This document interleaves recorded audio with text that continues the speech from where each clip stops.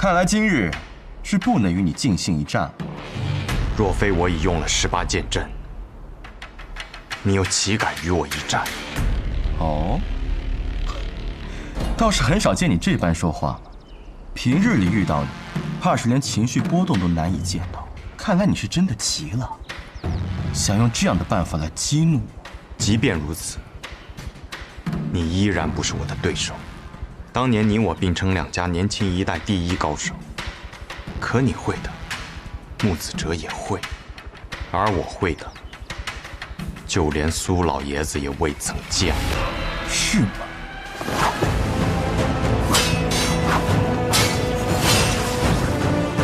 你见过我的3才阵吗？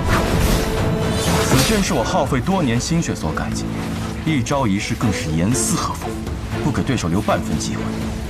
苏沐雨，你很快便不能如方才那般自信。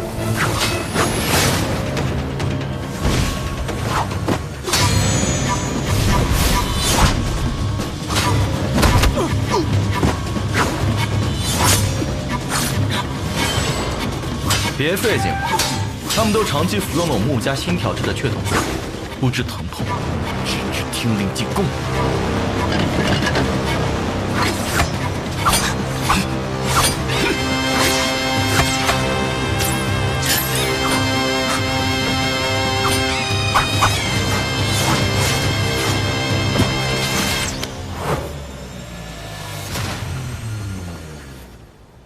你的天地转瞬即逝，我的天地一瞬便是永恒。我抹了毒，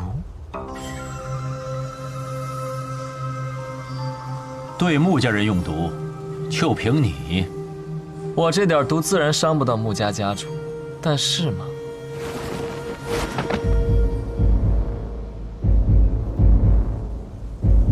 除非是苏静辉他亲自来，其他的人我不会放在眼里。就当你说的是真的。你要同时对付我们3个人，那你可就没有时间逼出你体内的毒了。现在这些毒对你来说可能不算什么，但是1个时辰之后还不算什么吗？哼，怕是到时候你也得需要那个神医来救你的命。苏长河，你真的是给我很多惊喜。恭送穆家家主。怎么样？方才2位可看到我的表现了？我这次可真是呕心沥血、肝胆涂地，我差点就死在这里了。回去记得在老爷子面前好好美言兄弟几句。主攻击的掌怀剑，主防御的秋风落，再加上主偷袭的白袖剑，几乎无懈可击。不愧是纸伞鬼，竟没过几招就看穿我的剑阵组成。不过你忘了，还有一个我在阵外观察着你的每一招，局外人总是看得更清楚一些。母生，东南凯门；母痕，正北修门；母凤，四塔西海。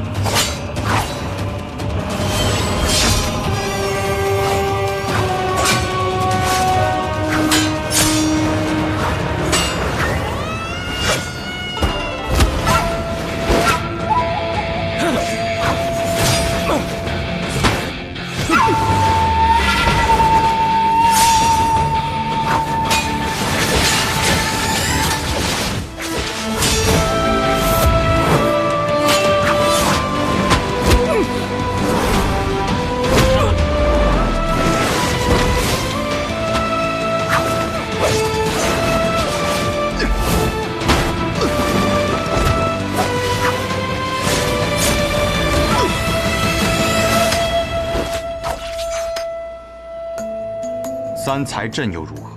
剑阵是死的，而剑客是活的。再精妙的阵法，也有破解之道。你是如何在这么短时间之内找到破解之法的？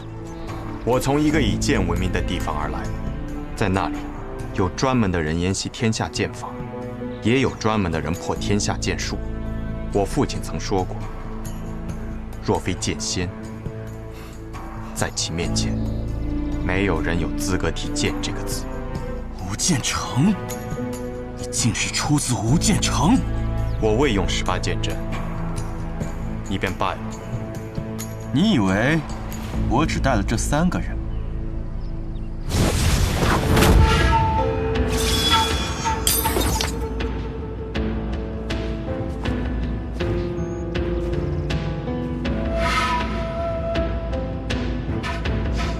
桃花面，是大吉啊！新阳，你来晚了。抱歉抱歉，这场杀局不能让雪薇看见，要不然的话，她定是死也要护住苏沐雨。哎呦，把她骗走可费了我不少功夫。魁大人，又见面了。青阳兄，5个木家的鬼，外加1个木白，1个木青阳，看来只能背水一战。小神医，希望能为你拼出一条生路吧。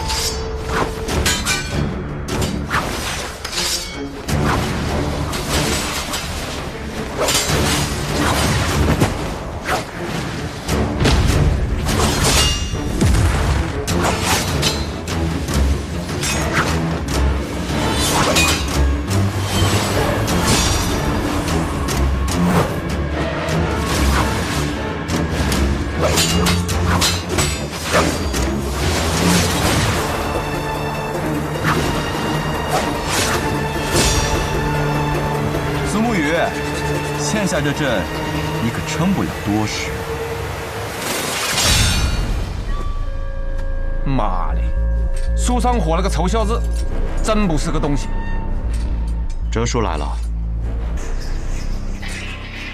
那个卵仔啊，在主错里头走了个过场，喊老子在这个手淫，淫我是收到了，还多出穆家7个鬼。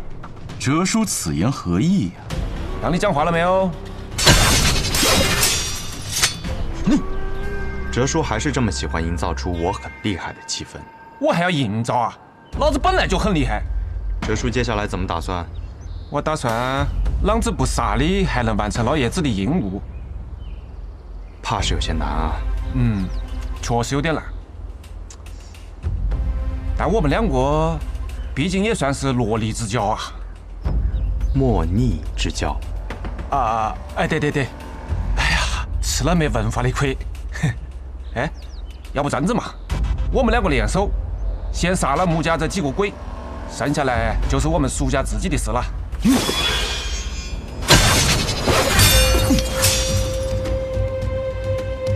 哦哟，穆家这几个鬼里面还有个能打的呀！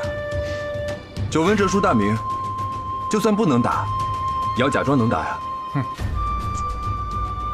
哎呀，这样子就难办了不？怎么样？愿与哲叔共同退敌。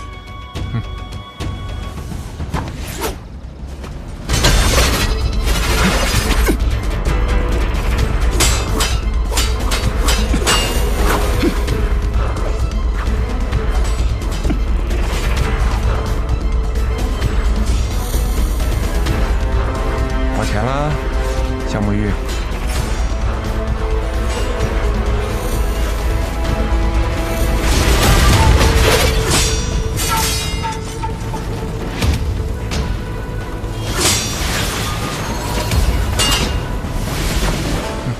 小神医，又见面了不？苏家苏哲，奉老爷子的命，来送小神医归西。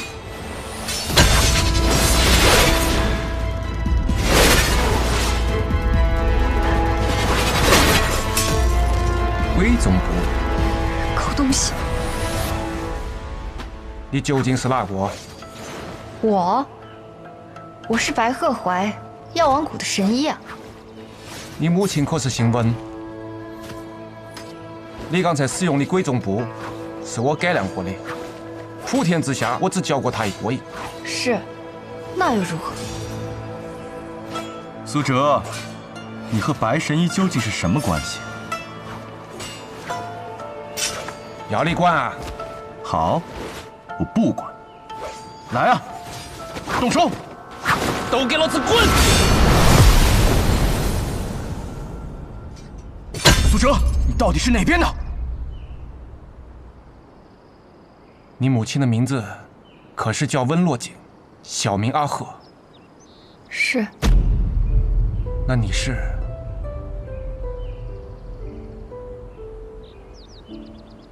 我都还没来得及帮你起名字。贺怀是母亲给我取的名字，白鹤南飞，淮水相望。白鹤南飞，真是个好名字啊！你母亲在起名字这方面确实有天分。比如，狗东西。是啊，比如狗东西。原来他说的是真的。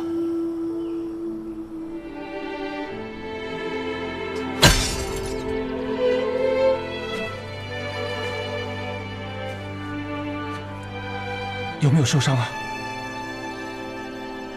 苏哲，你竟敢与外族之人通婚！是有人子，违背族规，你和这个孽种都该死！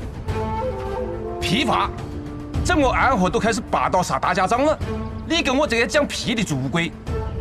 老子在外面找了个漂亮女人成亲，生了个宝贝女儿，你就在这个喊我坏了族规，那你呢？霸道杀大家长，不给你个凌迟处死都亏了！哼！吴越啊，我没想到在这个碰到我的女儿，帮我忙。我想跟我的女儿讲句话，不想挨你打搅了。明白了。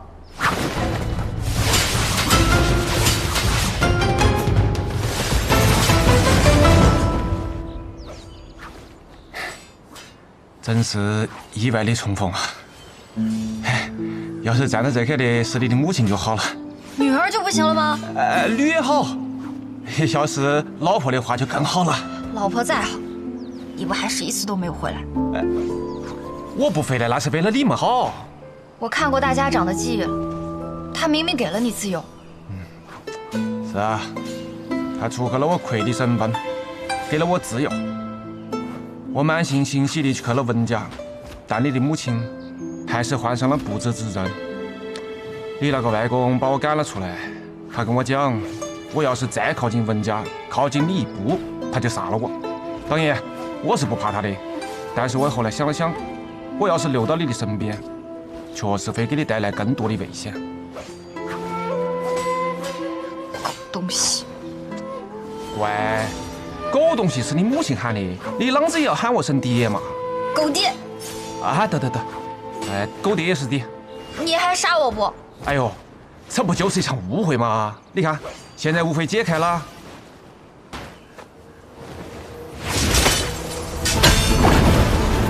哪个再敢靠近我女儿一步，一判生死！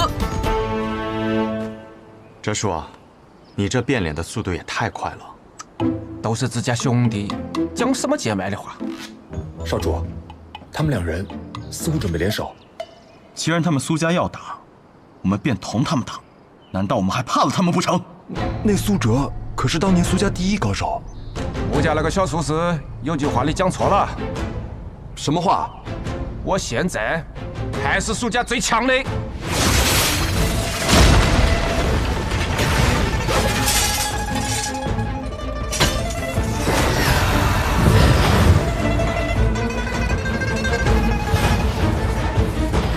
这是什么邪术？穆家的鬼虚阵法，小心！魑魅魍魉也敢在我降魔法掌面前放肆！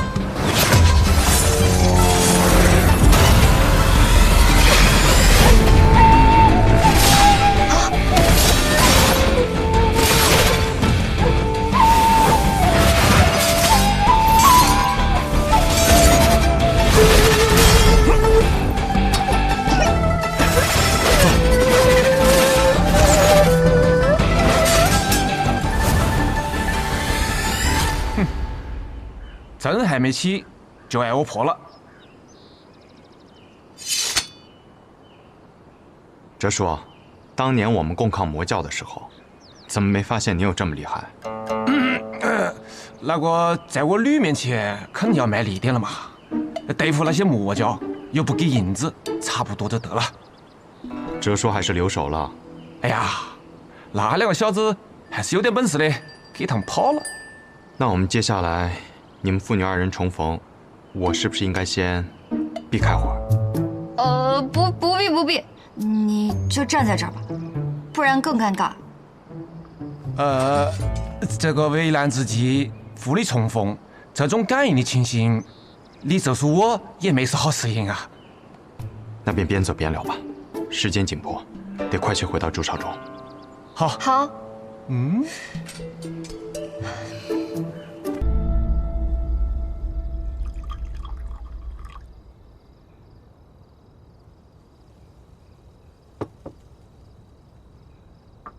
你母亲死后，我又偷偷去过几次温家，发现你不见了。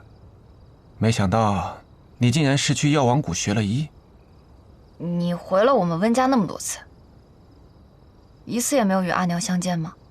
不，在她临走前的那一晚，我还是见到她了。什么？那天你外公终于不再拦我，把我带到他的身边。他是在我的怀里死去的。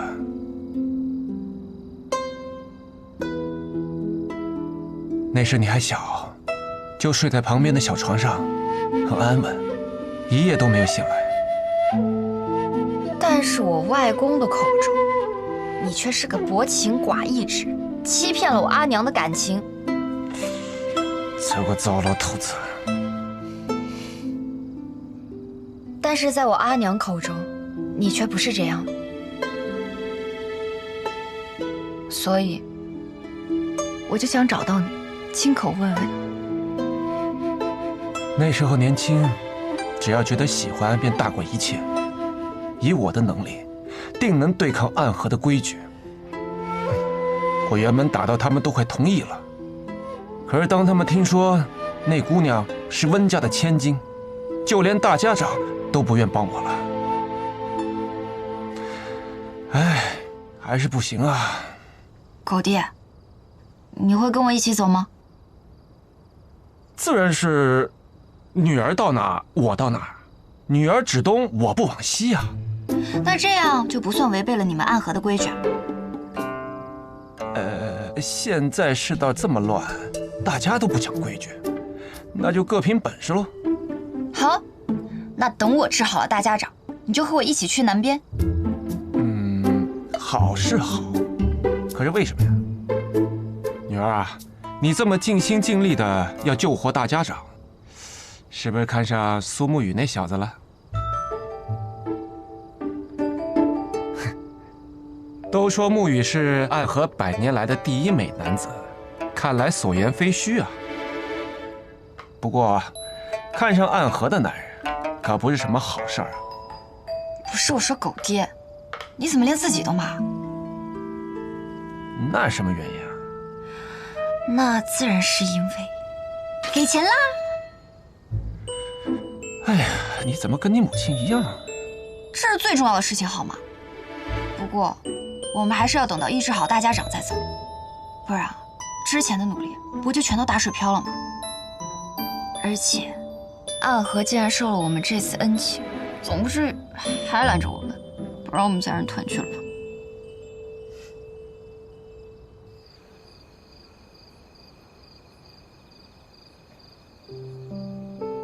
头儿，我们当年加入朱营是何等的荣耀，可现在却被自家族人一路追杀，倒像是罪人一样。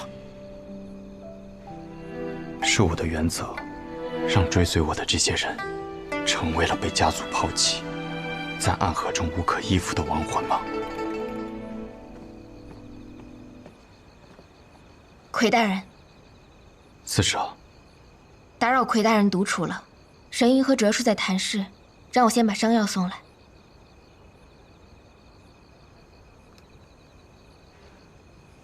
刺蛇，先别着急离开。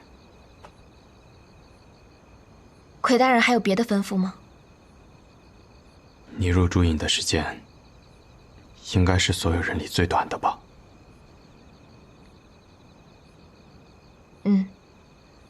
上一任四蛇1年前突然重病离世，魁大人便在众多人之中选择了我。是啊，当初若我没有选择你，你如今也不会被卷入这场纷争之中。是我拖累了你。魁大人，我能问你一个问题吗？你问。我们暗河是坏人吗？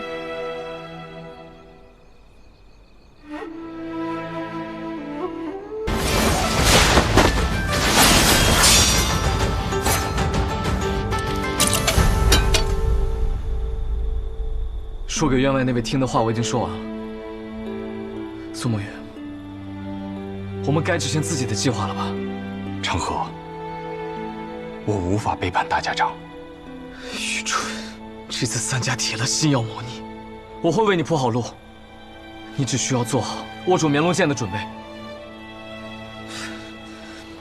你怎么这么多年了还没有明白这个道理啊？你永远都是这么天真。大家长与我二人皆有恩情。恩情？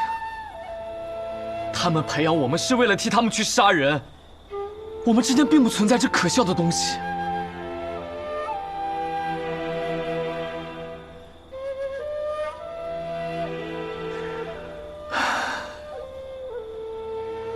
只有你真的把安河当成了自己的家。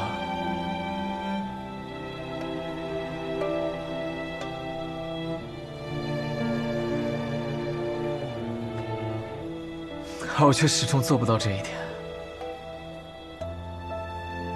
对于我而言，这里只是一个交换利益的地方罢了。他给我们庇护，我们为他杀人。所谓的家人，不过是虚伪的说辞。苏沐雨，哲叔就在外面，若我们一起动手，你还能活下去吗？若哲叔与你联手，我自然不是对手。但凡事总要一试。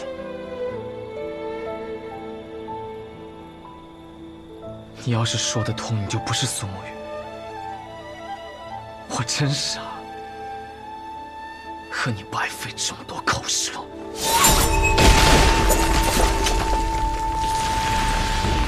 慕白，在里面偷听的可还痛快？你是怎么发现我的？因为那个让你来此候着的消息，就是我给你的。哼，咱们都是同族，就该互通有无。谁跟你是同族？苏长河，你给我等着！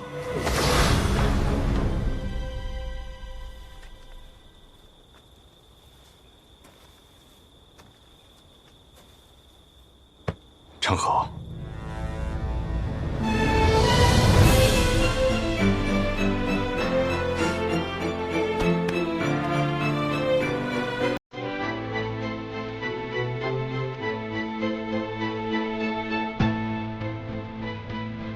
开弓没有回头箭，大家长这次一定会死，我也一定要拿到那龙剑。所以，好好想一想我们当年的约定吧。苏沐雨，你去做安河的魁，以后成为大家长，统帅三家，把我留在苏家，继承苏家家主之位。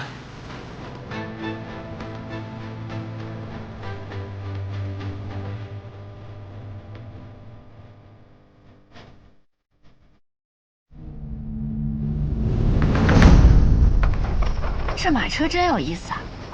如此之大，却能行驶平稳；如此之重，却能日行百里。这是搬家搬三爷捣鼓出来的玩意儿，能不有意思吗？走好这架马车10日以后，他便死了，生病死了。那我若是治好了大家长，我不会得病死了吧？神医多虑了，你可是神医呀！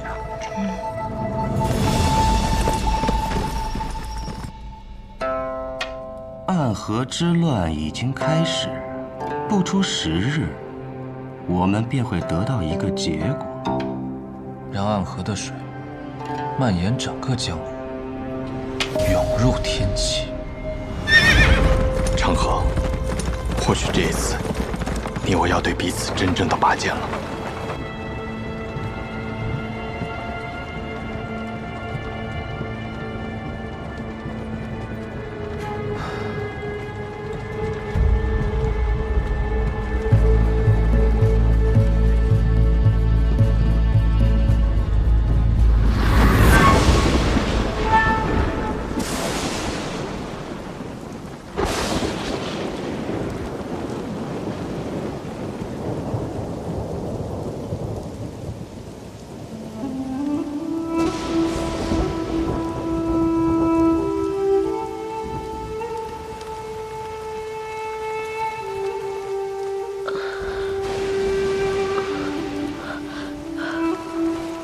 这么多年为我点灯的童子，他是唯一一个任务结束还能够活着的。要带他回去吗？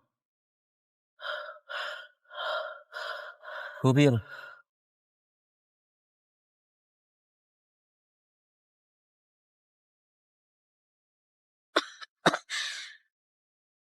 多亏死了，17号欠你一只手，还你一条命，算你赚了。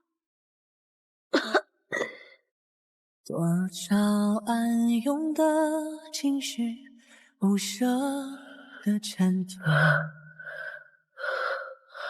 漫漫长夜中寻觅，挣扎哀痛的17号，你怎么会在这里？我偷听到你们的任务点，私逃出来寻你，我来接你回家。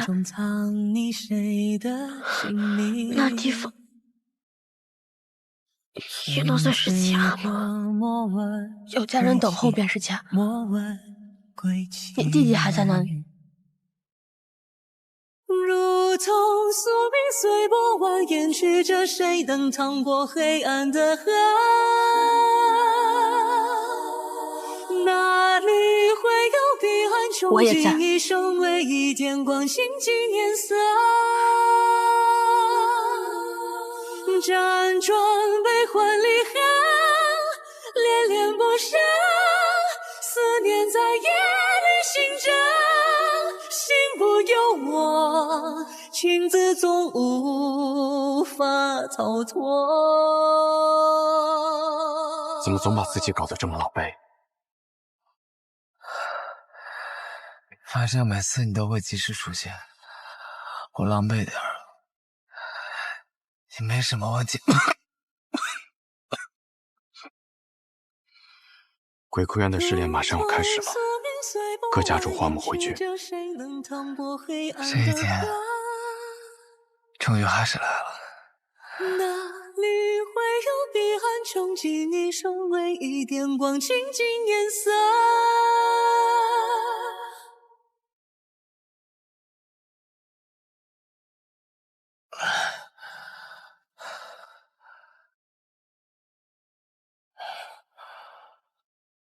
想必你们已经有所了解，待会儿时辰一到，你们就会前往鬼窟渊。每组10个人，只允许留下1个。第一组86号、18号、74号、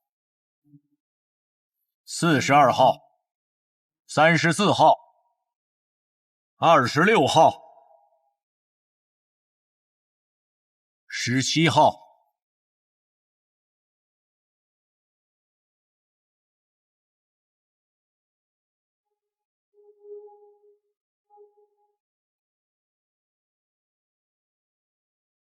第一组的最后一位，63号。63号。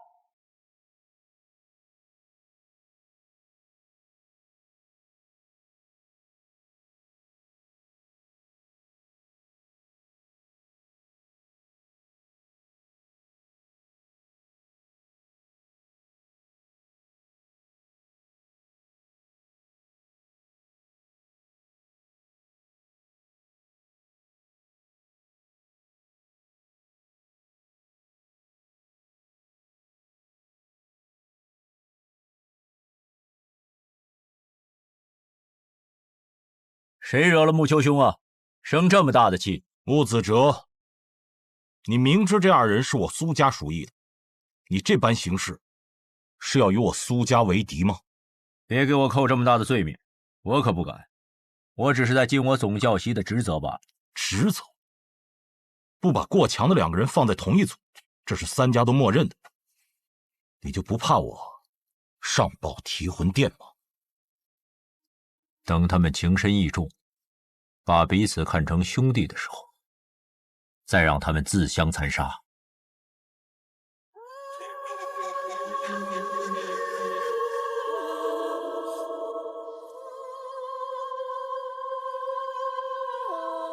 活走在一起，不要走散了。看起来也没有办法与你走散了。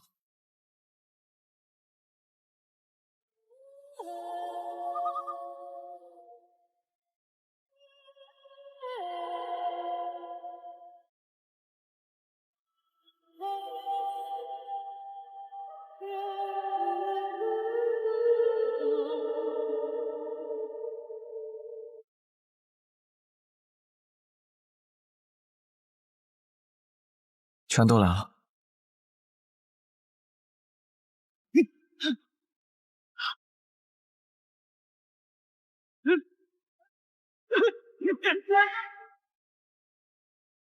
谁都知道你们剑术高超，与其1对1跟你们单打独斗，还不如合力把你们都杀了。我们剩下的再斗，还有几分生气。那便来吧。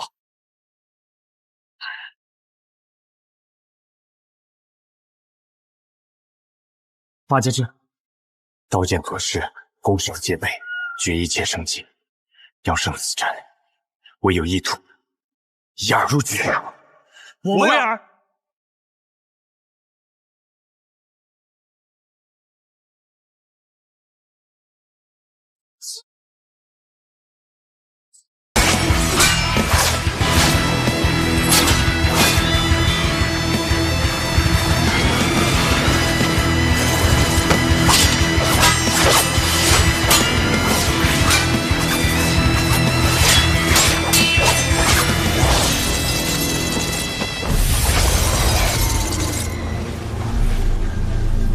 要破八戒阵，唯有牺牲一人才能找到突破之口。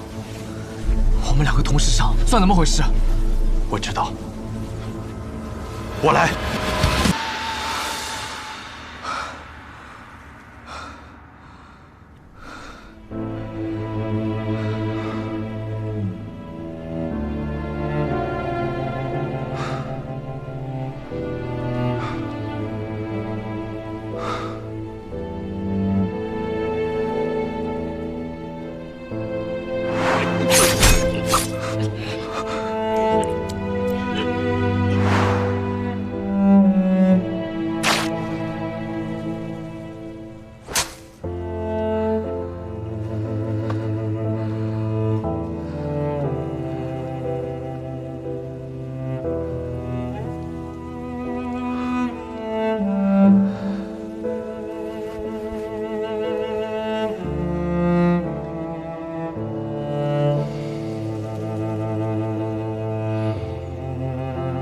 只剩我们两个人了，所以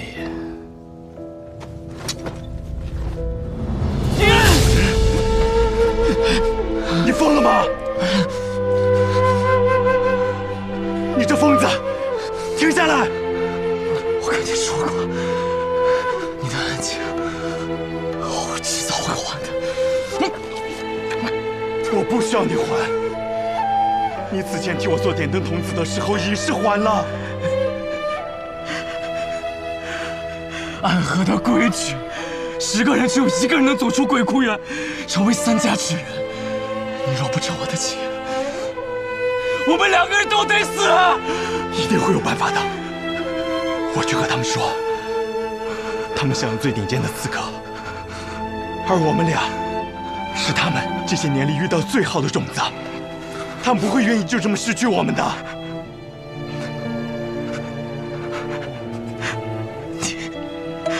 你太天真了，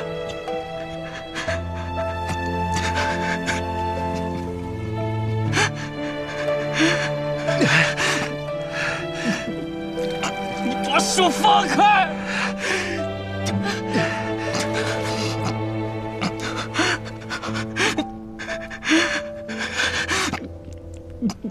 你把手放开！只要足够强，便有资格天真。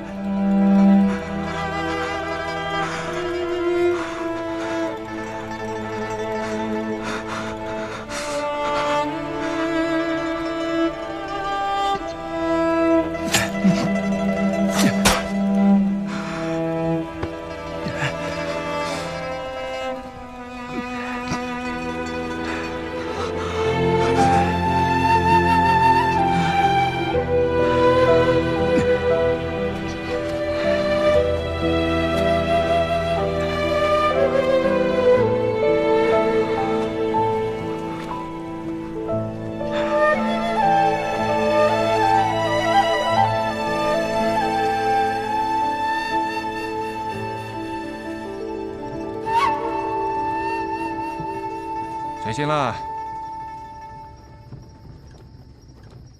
啊，做了一个很长很长的梦，梦到一些很久以前的事儿。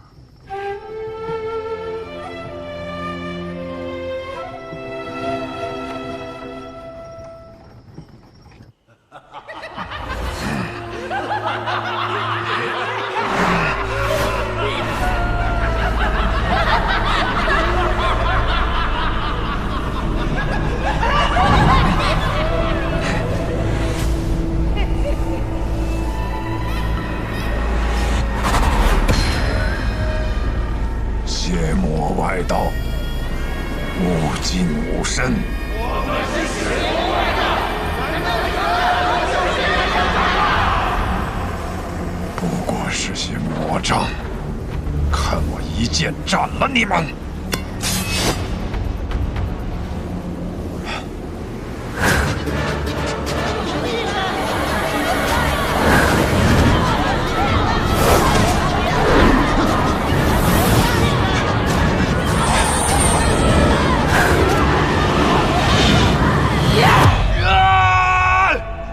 不好！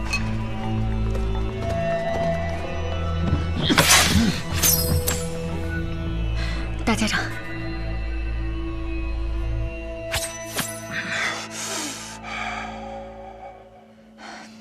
人在虚弱时，邪气便会找机会侵染人的身子，做噩梦是正常的事。大家长不必担心。大家长可还安好？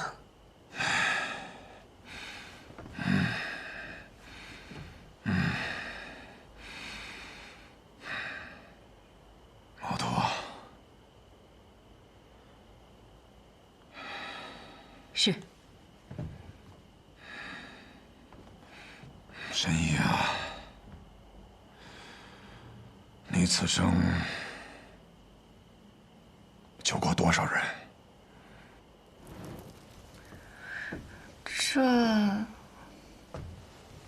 这我哪里记得得？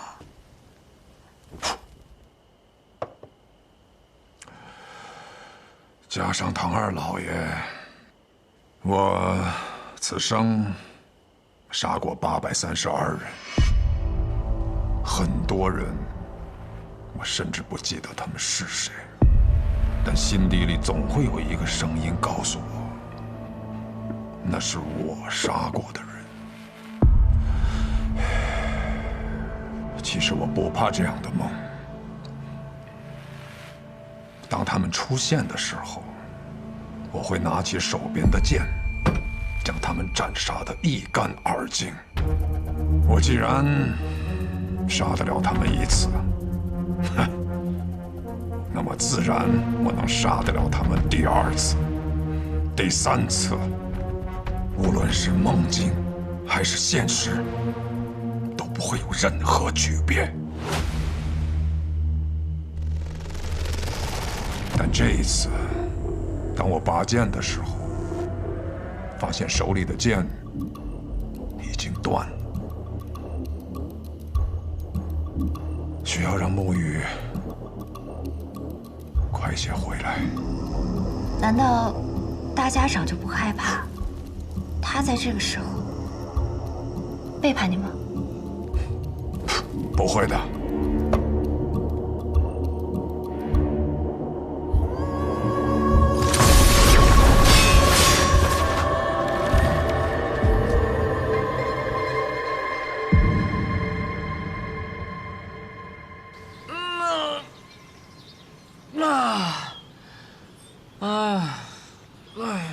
坐了许久的马车，累了。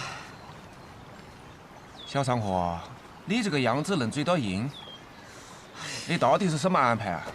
追得上，大家长此行北上，无非就是想拖延时间，按照他的手段。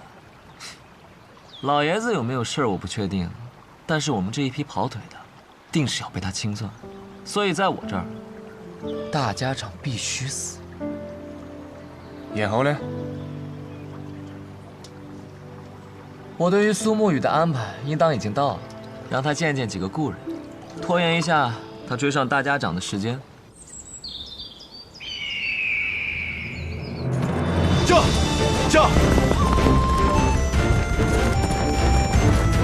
驾！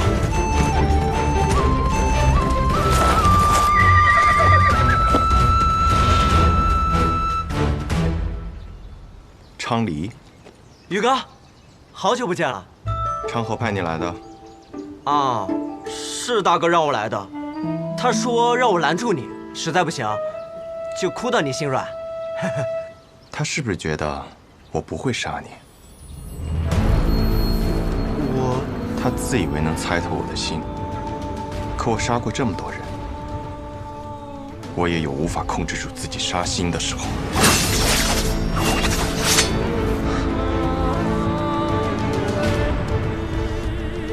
若我想杀你，你早就死了。驾！宇哥。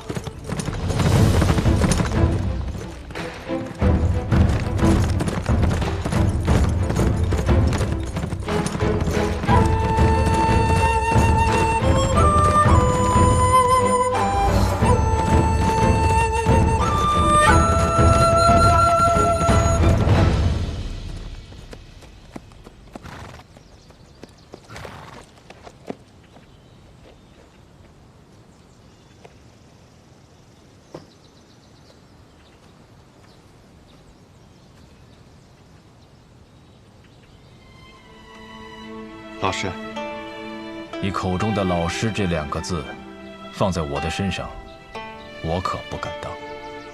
苏芷先生，许久不见了，苏沐雨。昌河为了拦住我，居然把你也请来了。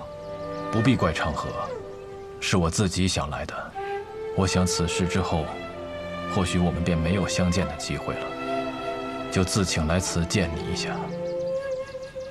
顺道下一局棋。我在赶路，没有时间。若有机会再见先生。回到暗河，我定去藏书阁拜会。若我没有做到让你下完这局棋，昌河或许会杀了我。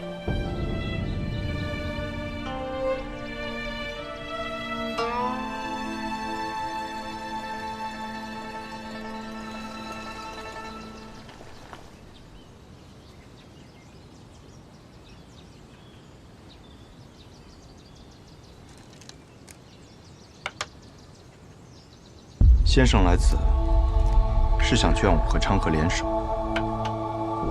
你们是暗河这100年来最不可思议的搭档，一起联手破过许多危局。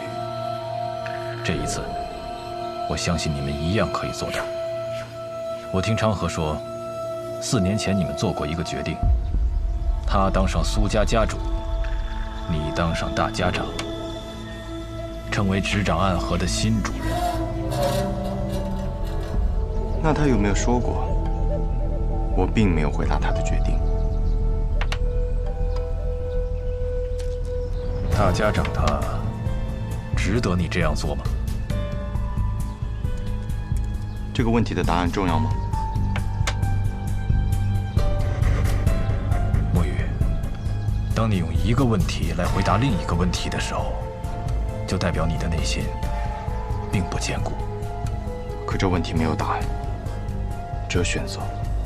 我在苏家待了将近10年，昌河与我，更是从同一座炼炉当中走出来的师兄弟。准确地说，我们都是家人。昌河那样的人，可不会把老爷子他们当作家人，他只是把你当作家人。可如今我是亏。我的父亲曾教过我，承诺是比生命更重要的东西。先生您也说过，没了承诺，收了钱的刺客便会因为更多的钱而转头去杀自己的主顾，那么到最后秩序变乱了，刺客便没有存在的理由，暗河也没有存在的必要。你很聪明，但有时候太过于执拗了。已经沦为杀人的棋子，若心中还不存在点执拗，那么活着也像是死了。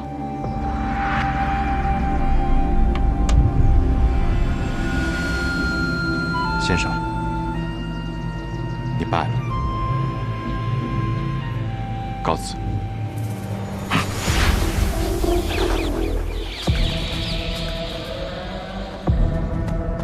宇哥，你赢不了的。三家家主对大家长这个位置觊觎很久，这个机会他们不可能放过。即便大家长最后把生医好了，他们还是会不惜一切代价把他杀了，这是个必死之局。即使死局，那么昌河他到底想做什么？他想改变暗河，跨过暗河，便能到达彼岸。彼岸之处不再是长夜，而应有光明。和我们联手吧。大哥的意思是，让大家长在一个合适的时机死掉。死之前，他把绵龙剑传给你，你执掌暗河，而他则去扫清苏家的障碍，成为苏家家主。到时候其他2家再有不满，你们便联起手荡平暗河。宇哥，抱歉，我有我的选择。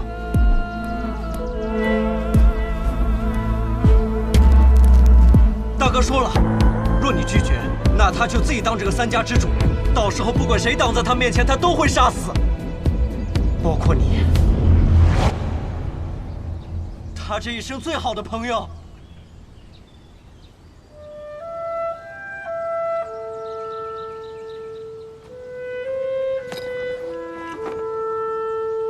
沐雨，道阻且长。行，则将之。驾！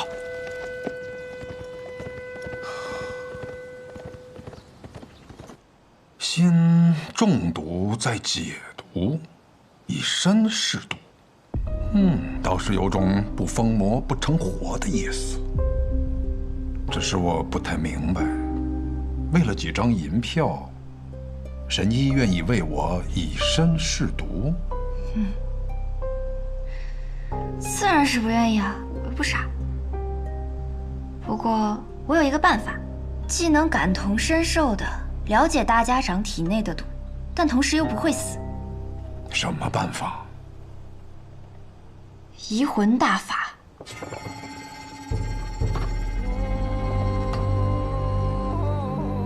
药王谷的秘术移魂大法，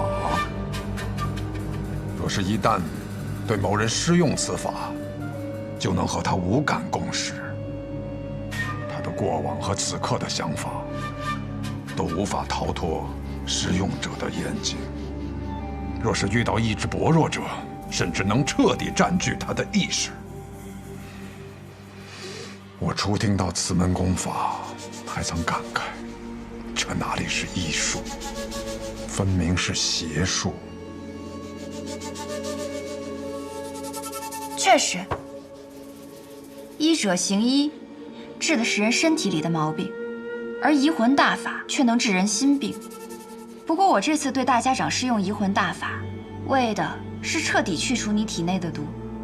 至于大家长你心里想的那些嘛，我可以试着不去看。若是一旦施用移魂大法，那我的性命自然是全在我白鹤怀的掌控之中了。届时只要我想，可以随时杀死大家长。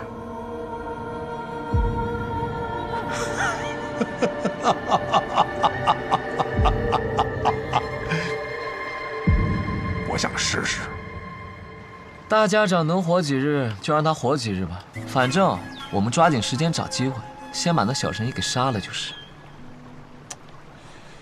大家长和那个神医有地质摄效保护，你那么有信心？哎呀，我派人传了封信，去向了北面那座皇城，里面有一个人出身唐门赫赫有名，是唐二老爷最亲近的弟子。九江琵琶亭内3道暗器震惊天下，是可以与司空长风、百里东君等人齐名的高手。唐灵月。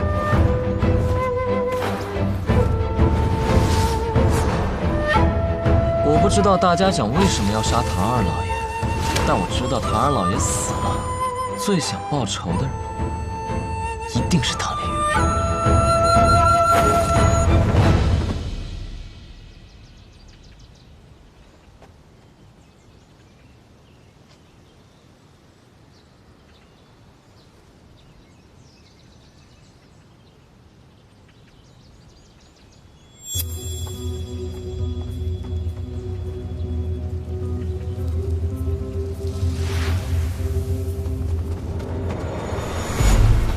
护送大家长离开，快！是。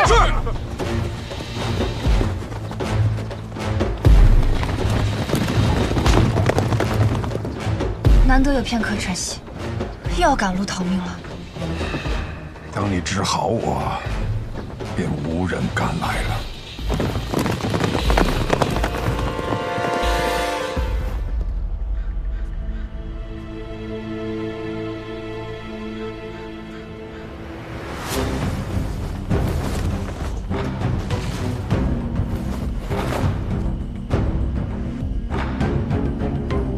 找到你们了，暗河。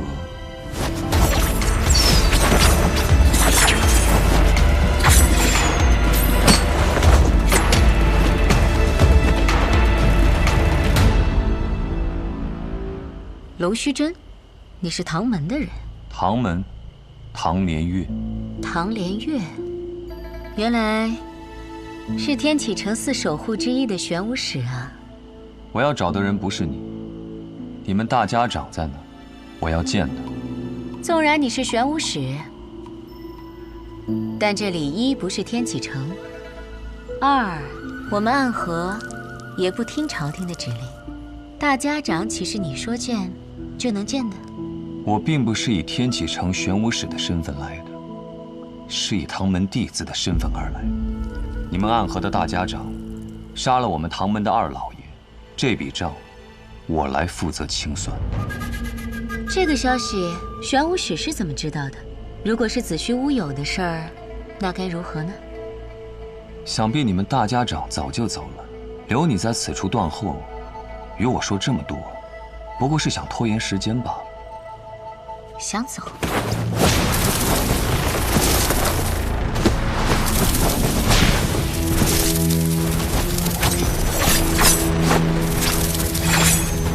接！这样精妙的暗器手法，这就是白秀堂冠绝榜上数1数2的高手吗？荧惑纸蝶和幽冥珠，你是暗河木家蜘蛛女。我不喜欢这个代号。小伎俩，你以为以荧惑纸蝶为掩盖，让这幽冥珠悄悄接近我，以毒丝偷袭，我就不会发现吗？真是自以为聪明的傻子。你在幽冥珠里放了什么？自然是霹雳堂雷家的霹雳子了。你怎么会有雷家的霹雳子？早年执行任务路过霹雳堂，很多雷家的少年郎都曾拜倒在我的16群下。当然是他们双手奉上来，讨我欢心的。不过，我跟你说这些做什么？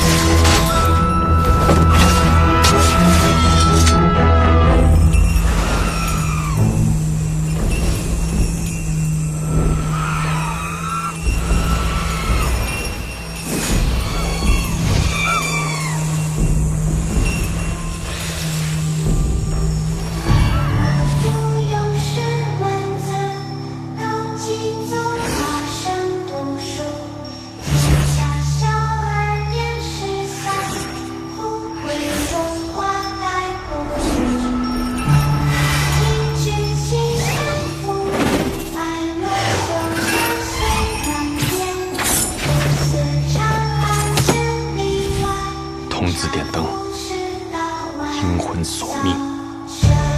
可曾记得昔日也差点做这灯的童子。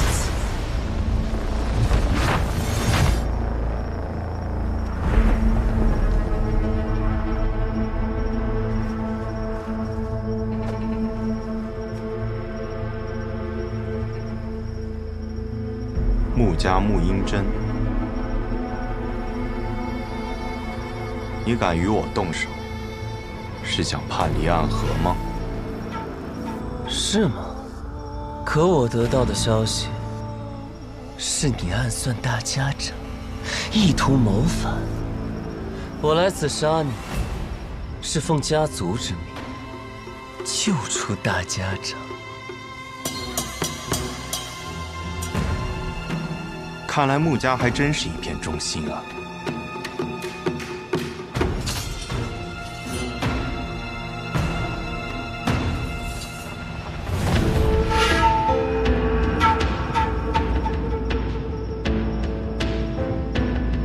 素闻纸伞鬼苏沐雨最强的剑法乃是18剑阵，可看你现在这个架势，似乎是觉得我没有资格同时见识你那18柄剑了。你确实没有资格。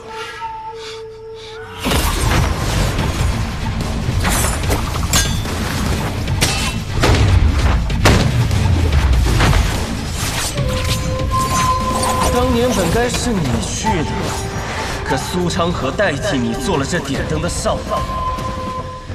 按照我的计划，他们应当都要死掉，可他却被你救了。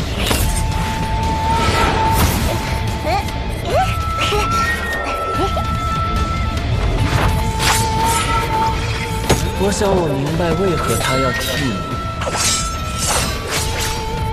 如果当年点灯的人是你，你必死无疑。实在没想到，苏家赫赫有名的纸伞鬼，从尸体遍地的炼炉中爬出来的无名者，如今的朱影首领魁，居然是一个心存善念的人，舍不得对孩子下手。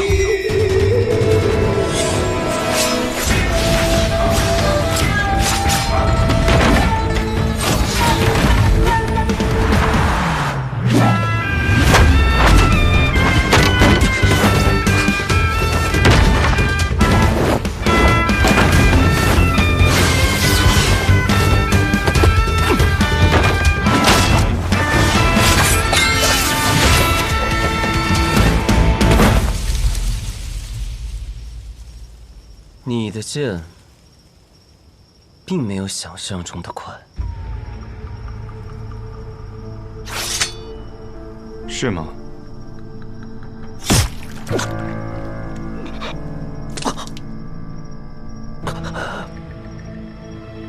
不可能！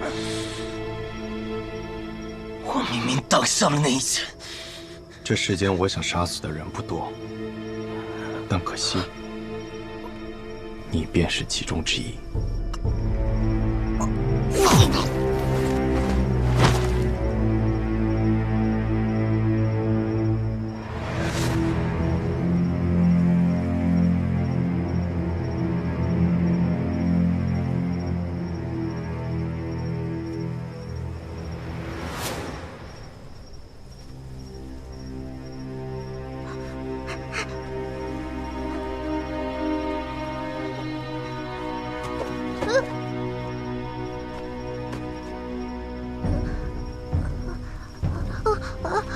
别怕，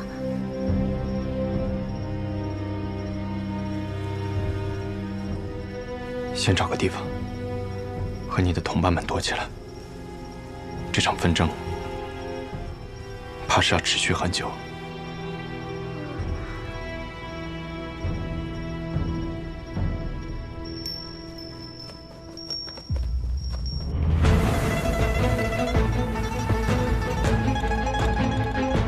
看来天启城的守护使也不是那么难对付。我们唐门并不怕雷家堡，所以我也不怕你的霹雳子。你再动，我便只能杀了你。